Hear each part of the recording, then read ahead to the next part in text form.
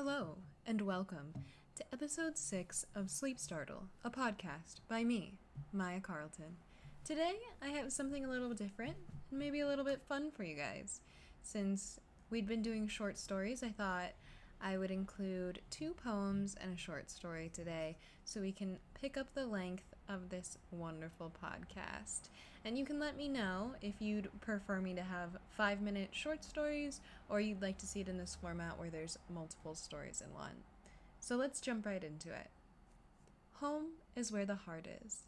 They say home is where the heart is, but I like to be as far away from mine as possible. I lock my heart in an impenetrable box with no access, no lock and key, no secret entrance. It lives in a faraway place with my monsters and demons. They slowly eat away at every bit and piece, but there's always something left. I stay alive to be alive, but not to feel.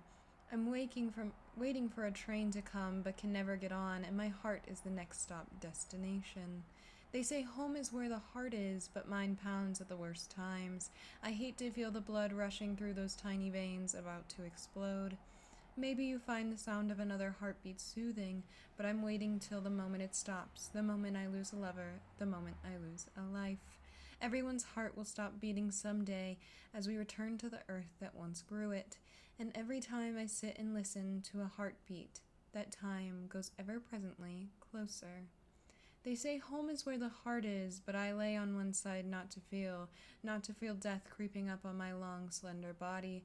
He's waiting for me. He knows where my secrets are. He sits and lurks in every dark corridor. I see him in my dreams. He's everywhere but nowhere. He is present in all my bad decisions. He's playing the deck of cards that is my life, waiting for me to hear my heartbeat so he can steal it away. Now for our second poem. Void, do not resuscitate.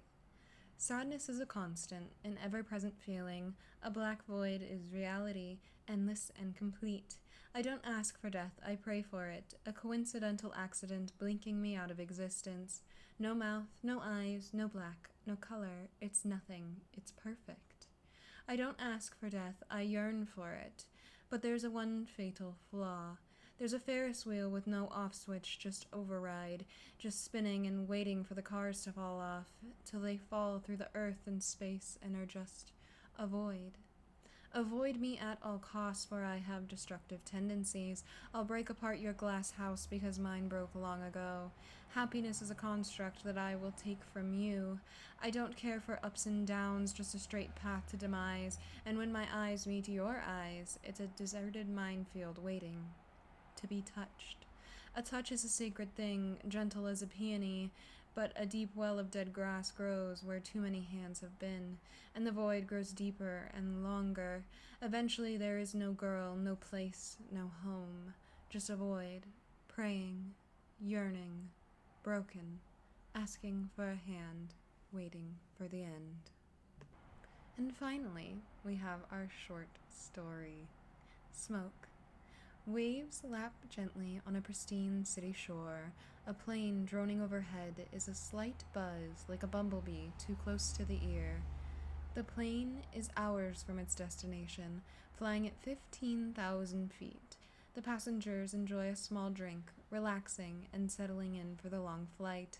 It's a normal June day. The plane is full to the brim, mainly with intercontinental business flyers.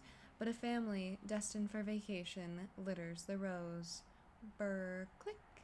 This is your captain speaking. You are now free to roam the aisles as you please, as the seatbelt sign has been turned off. His voice booms over the loudspeaker before abruptly cutting off. A passenger gets up to use the restroom. He's been waiting for far too long. Airplane bathrooms are cramped and small, but as he begins to relieve himself, the small cubicle fills with a thick, gray smoke. He rushes out to find the plane blanket in the fog.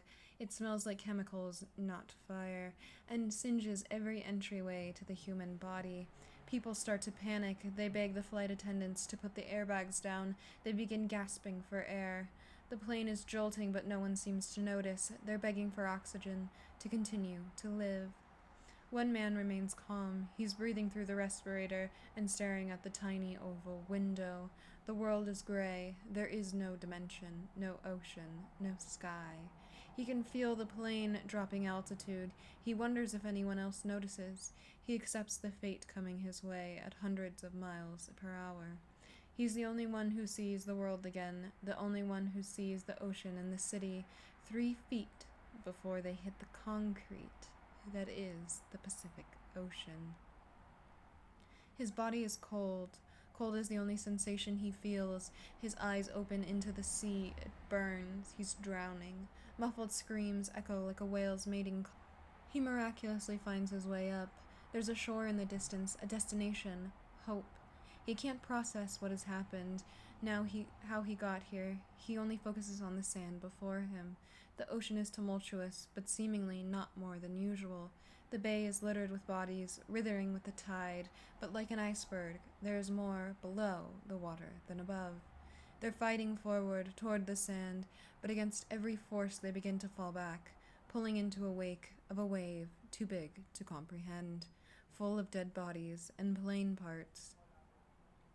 She wakes on a grainy surface. Her mouth is full of blood, her body in searing pain.